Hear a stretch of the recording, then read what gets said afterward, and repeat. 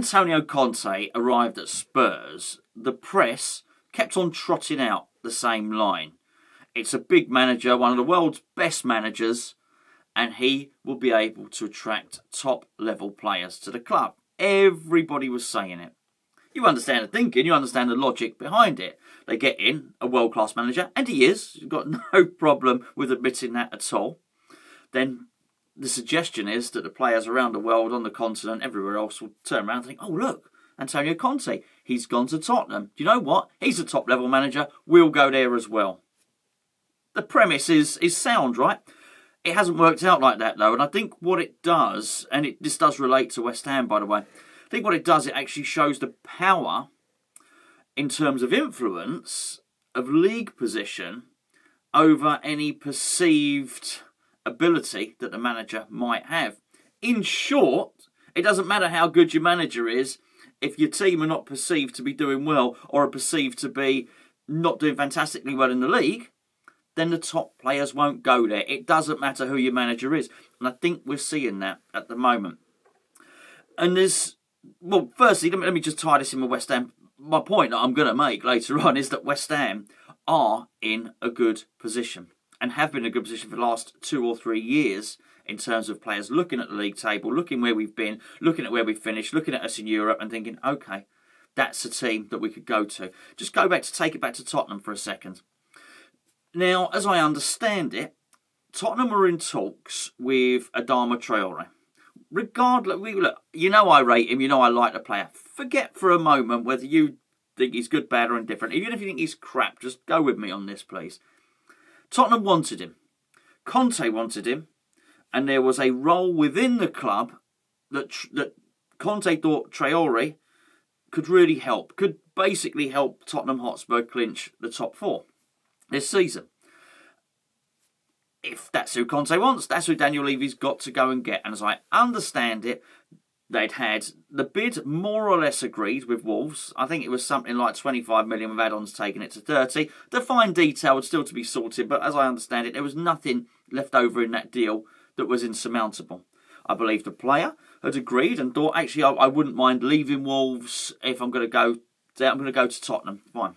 Now, as we understand at the last minute, Barcelona came in and Barcelona have turned the heads of the player and now he wants to go to Barcelona. This is where he came from originally. He was in the Barcelona Academy. Now, I think on the surface of it, you look and you think, well, that can happen to anyone, can't it? That can really happen to anyone. Barcelona come in, they're going to be able to take your player. But I would probably add that Barcelona don't have a ton of money at the moment, so they can't really outbid Tottenham. In fact, they've had to get him on a loan. They've actually got a bit of a transfer embargo going on, or their spending is seriously curtailed at the moment. But the point of the matter is, when it came to the crunch, Traore looked at Barcelona, looked at Tottenham, and thought, oh, actually, Tottenham are just not there. Tottenham don't even have European football. Okay. Now, whilst that might seem bloody obvious, that's not where Tottenham want to be, and it's not where Tottenham were perceived to be when they signed Antonio Conte. If you remember, Antonio Conte comes in, Tottenham will now be able to attract the best players. They weren't able to attract even a guy from Wolves, okay? And now we go, I don't claim to know this player. I think his name is Luis Diaz. Plays in Portugal. I think he's an Argentinian international. I know nothing about him. I'm not going to claim to. You want your Luis Diaz news, you're going to have to go elsewhere. What I do know is that this player is highly sought after. Everybody wants him. Now it's going to be a familiar tale now, which is Tottenham. We're in for this guy. Tottenham wanted him. Really good. Wide player. Very tricky. Very good. Very effective. One of the best players in Europe, or is going to be one of the best players in Europe. Exactly the calibre of player that Tottenham want to attract. And it's somebody that Antonio Conte had looked at and he said, I want this guy. This guy is good for me. Get this guy. Daniel Levy starts to try and do the deal. It looks like he's coming. Again, the deal was almost over the line. Then Liverpool come in, swoop in, and actually, as I understand it, Liverpool got a delegation over in Argentina at the moment, trying to buy the player, and it looks like he'll go to Liverpool. That shouldn't happen again, and why? Well, because Liverpool are perceived to be so much bigger than Tottenham. That shouldn't be any surprise, right? But again, I take it back. That wasn't meant to be. I mean, it's not like Liverpool have gone and got Kylian Mbappe. This is really my point. This is Traore and Diaz. This is not, as I say, it's not Kylian Mbappe. It's not Neymar. It's not players like that. It's not players with a massive global profile. Yet they've had a look at it and they've thought, Tottenham, nah, not really for me. And that wasn't meant to be the point of Antonio Conte. Antonio Conte is meant to be attracting them. So once again, you've got two recent examples that prove it's actually your league position, being in Europe and where you are perceived to be, that gives you your buy-in strength and makes you attractive to bringing the players in. And it hasn't been long for Tottenham. Tottenham were in that position 2 or 3 seasons ago. I've no doubt 2 or 3 seasons ago when Tottenham were in the Champions League, they get the player. Not now. And this is why it's really important that West Ham move now to sign players, because our position of strength is going to go. Before I go any further, this video is sponsored by the OneFootball app. You can download the OneFootball app by using the link below. Simply click on it. You can use the QR code as well if you want. And then download it to your phone, your mobile device. And when you sign up, it says, oi, you, who do you support? You click West Ham. And what it will do is it will put all the West Ham news from all the newspapers, all the websites, all the gossip, all the stories, transfer news, injury news, hopefully not too much of that. Puts it all together so you don't have to go searching for it. And it will just give you a one-stop shop, a nice list of all the West Ham stories. And you can see who we're being linked to and who we're not being linked to. That's the OneFootball app. Best of all, it's free and downloadable below. Back to West Ham. This is the time to buy. And I think this is what gets forgotten. I don't know if it's forgotten, but this is the problem when David Moyes takes his time. Because by taking his time, we've already discussed in yesterday's video that we've lost out on 6 points already, just by David Moyes taking his time in this transfer window. It may well be that by the time we've got to the end of this transfer window, and if we don't do any business, and I've got to say, I'm starting to get a little bit worried now. I am starting to get a little bit worried now.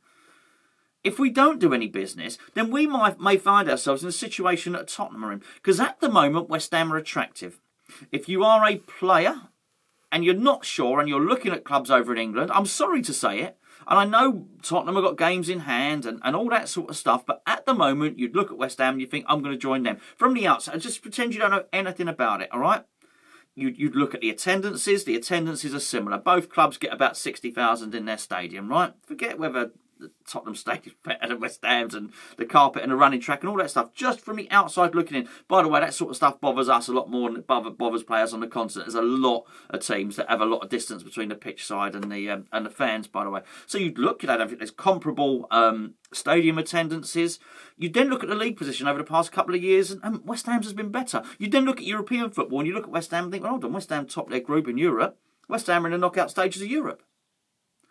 And then you'd start looking at maybe more recent results. And I know it ain't been great the last couple of games, but we have beaten Man City this season. We've beaten Tottenham this season. I know they've beaten us, but stay with me on this. We've beaten Chelsea, we've beaten Man United. You'd look at West Ham, you think they're the team. They're the team to join. They're in and around the top 4 and have been for the past 2 years. And they're still in Europe. This is not something you can say about Tottenham. So now is the time.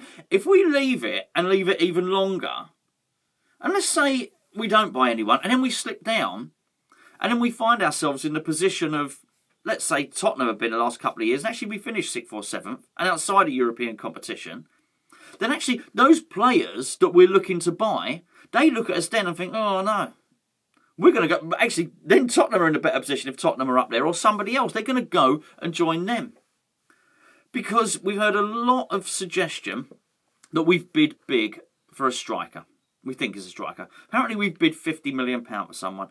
Again, whether you believe it or whether you don't believe it, let's just assume that that's right at the moment. Apparently it's not happening. Apparently they've turned it down, and as we understand, David Moyes might be ready to keep his powder dry again and wait another 6 months to try and get the guy that he wants. The whole thing is built on a foundation of matchsticks, really, because who's to say that whoever this striker may be, this £50 million striker, whilst we understand he wants to come now but the club won't sanction a deal, maybe come the summer, if we haven't qualified for Europe, and actually if we're 6th or 7th, and I don't think it's, we're not tumbling down, I don't think we're going to finish 11th or anything like that, but maybe if we're lower down and we're not in European competition, maybe that striker turns around and says, actually, I don't think I'll bother, because the whole thing seems to be based upon the fact that he'll join us regardless, whatever. Well, he won't. I'm pretty sure whoever we're signing, He's not from Basildon, all right? I'm pretty sure whoever we're signing has not got a massive allegiance to West Ham. He's just going to be looking at us thinking, there's a club, they're in London, they probably tick a number of boxes, they're in Europe, they're contesting it near the top of the Premier League, I'll sign for them. Take 2 or 3 of those things away, and he's just not going to sign. And that's my point. Now is when we're in a position of strength. Now is when we need to buy. And I do worry about that at a club, and I do worry about Moyes' dilly-dally. And when I started looking... When I started looking at the list of strikers yesterday that he's perceived, not perceived, that he has brought, and you look at Jelavic, oh crikey, I'd forgotten about him. I hadn't forgotten about Hugo necessarily, but you start looking at it thinking it ain't great. It ain't great. Sometimes you just got to get the player in, because he does have a little bit of a history of bringing in a journeyman striker. And whilst I said I don't mind a little bit of squad padding and to bring some players in around the periphery, we're not talking about this now.